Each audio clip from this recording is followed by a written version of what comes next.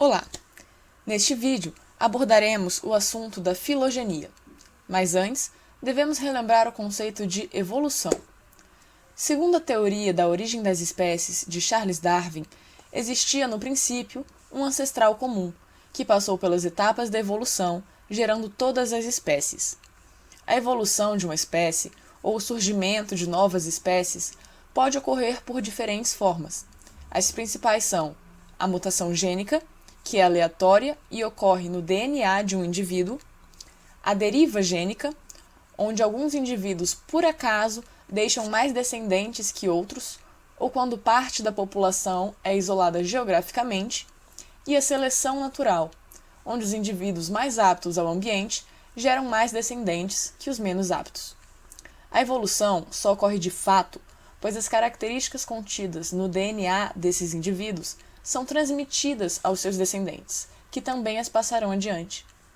Nesse contexto, conseguimos entender que existem momentos onde há evolução da espécie, quando a população adquire uma nova característica, e momentos onde há o surgimento de novas espécies, onde apenas alguns indivíduos adquirem uma nova característica, que os difere dos demais.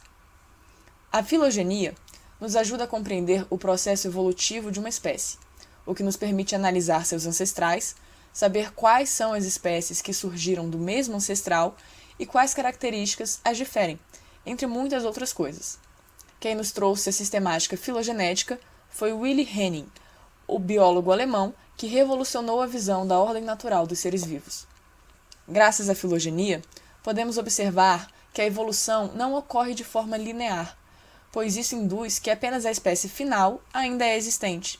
Esse pensamento também nos leva a acreditar que a espécie mais atual é superior ao seu ancestral, o que também não é verdade. A forma correta de descrever a evolução é no esquema de uma árvore, onde o ancestral se ramifica, gerando espécies, que podem continuar evoluindo e se ramificando. Com essa definição, percebemos que as espécies simplesmente têm ancestrais comuns, não são derivadas umas das outras. A árvore filogenética que estamos observando é chamada de cladograma. O que dá esse nome são os clados, ou grupos monofiléticos. Em um clado devem estar presentes todos os descendentes do ancestral mais antigo do grupo. O cladograma pode ser apresentado de diversas formas.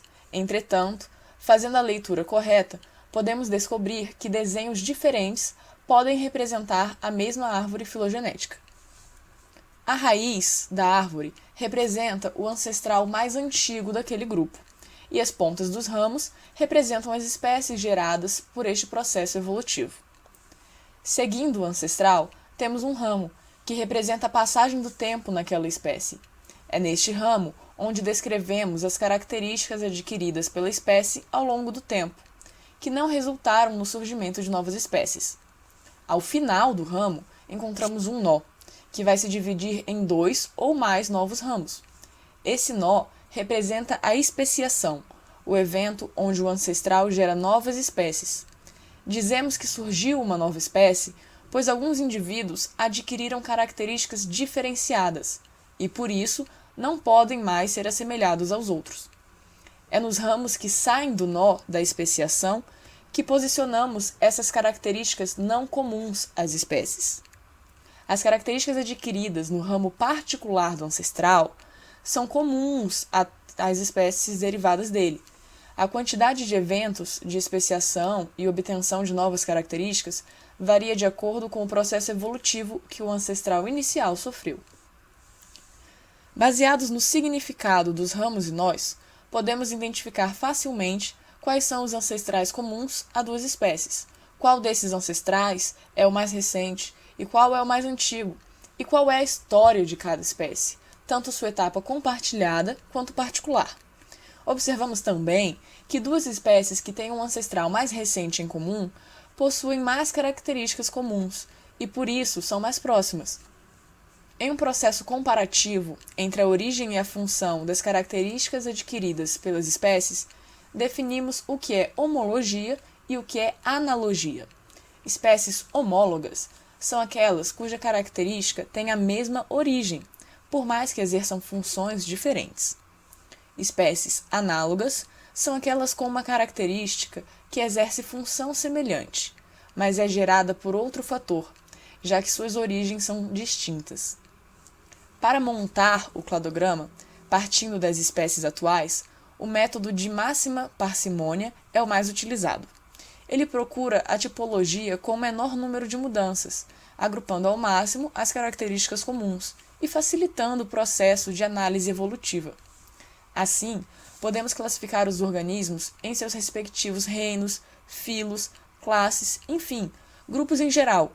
Isso sempre se lembrando da definição de grupos monofiléticos e da origem das características. Por fim, fica bem clara a importância do estudo filogenético.